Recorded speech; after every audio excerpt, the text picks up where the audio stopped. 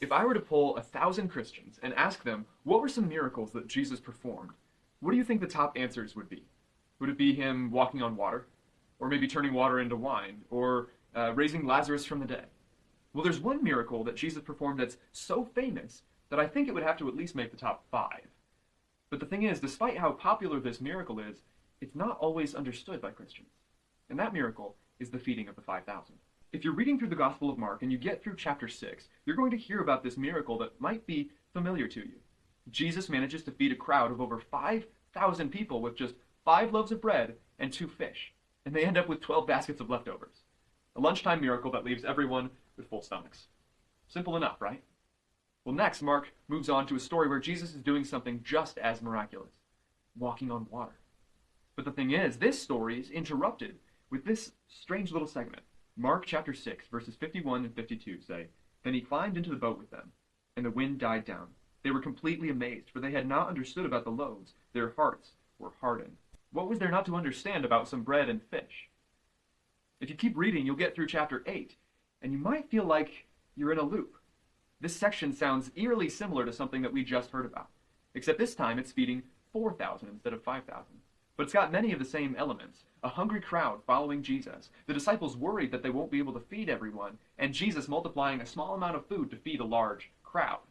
Only this time, he does it with 7 loaves of bread and ends up with 7 baskets of leftovers. After this, Jesus and his disciples are traveling again by boat, discussing recent things that he's been teaching them.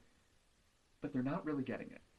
Jesus calls this out in Mark chapter 8, 18 and following. He says, "Do you have eyes but fail to see, and ears but fail to hear? And don't you remember? When I broke the 5 loaves for the 5,000, how many basketfuls of pieces did you pick up?" 12, they replied. "And when I broke the 7 loaves for the 4,000, how many basketfuls of pieces did you pick up?" They answered, 7. He said to them, "Do you still not understand?" Clearly not. The disciples don't understand.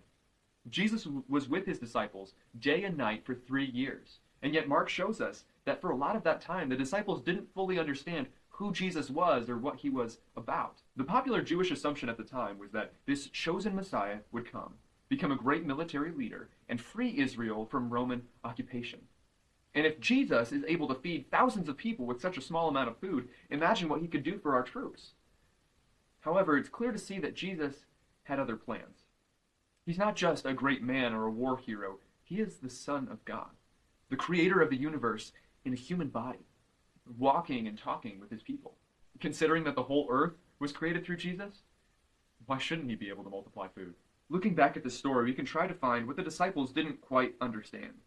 And to help us do that, we need to note something about reading the Bible, both the Old Testament and the New Testament. The Jews assign meaning to specific numbers, almost like a code, and some of these numbers come up in these 2 stories.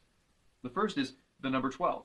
All the way back in Genesis, Jacob had 12 sons, which grew to become the 12 tribes of the nation Israel. Jesus came first to the Israelites, God's chosen people, and he called the 12 disciples. When Jesus fed the 5,000, he was in Jewish territory and ended up with 12 baskets of leftovers. The next special number that we see come up is 7. And again, all the way back in Genesis, we see that God created everything in 6 days, and on the 7th, he rested. He spent this day with his creation. He set it apart to be holy for the nation of Israel.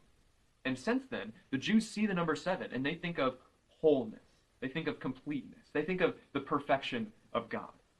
And so, in the feeding of the 4,000, Jesus is in Gentile or non-Jewish territory. He takes 7 loaves and he feeds the crowd, and he ends up with 7 baskets of leftovers.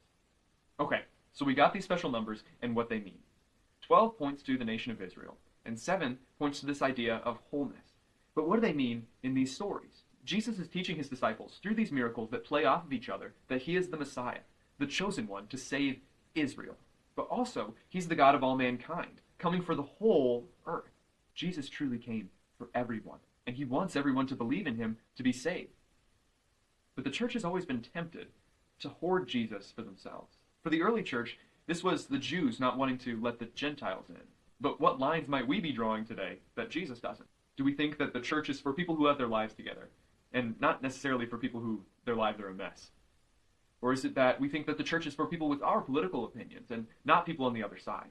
Or broadly, is it just that the church is for my people and not your people? This old temptation to gatekeep our salvation is just as strong today as it was back then. But Jesus comes out against this. His message is clear. Christ came for everyone. So who are we to stop him?